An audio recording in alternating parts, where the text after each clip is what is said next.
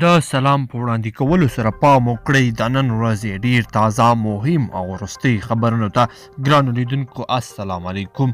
ولسمشر غني او عبدالله د ولسمشر غني او عبدالله ترمنځ د ستونزو د هواري په موخه د منځګړیتوب هڅې پیل شوې دي. د کابل نیوز د خبر له مخې زلمی خلیلزاد د دواړو ترمنځ د جوړجاړي په هڅه کې دی او ممکن د نن ورځې تر پایه پورې یوې پایلې ته ورسیږي. سرچینه وایي د دغه جوړجاړي پر بنسټ ښایي دواړه په حکومت کې شریک شي. د یادونې وړ ده چې نن ولسمشر غني او عبدالله یو بل ته سبا ورځې لپاره د خپلې لوړې مراسمو کې د ګډون بلنې هم ورکړې دي. پښتون ژغورنې غورځنګ د پښتون ژغورنې غورځنګ غړي علي وزیر او محسن داول د کابل له سفر څخه ګرځول شوي دي.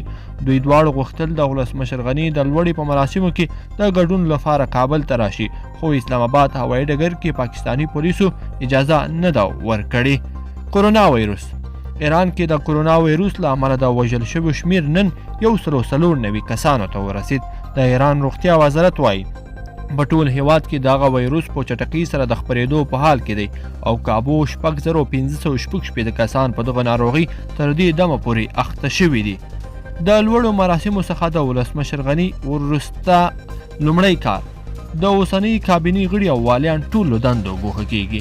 ارکې ولسمشر غني ته نږدې سرچینو سپوږمۍ راډیو ته وویل چې سبا د لوړې مراسمو وروسته به د سترو دولتي اصلاحاتو په موخه ولسمشر غني یو لړ مهم فرمانونه هم صادر کړي. سرچینه وایي دغه راز ولسمشر غني نیت لري چې د اوسنۍ کابینې غړي او ټول والیان هم له دندو څخه ګوښه کړای شي.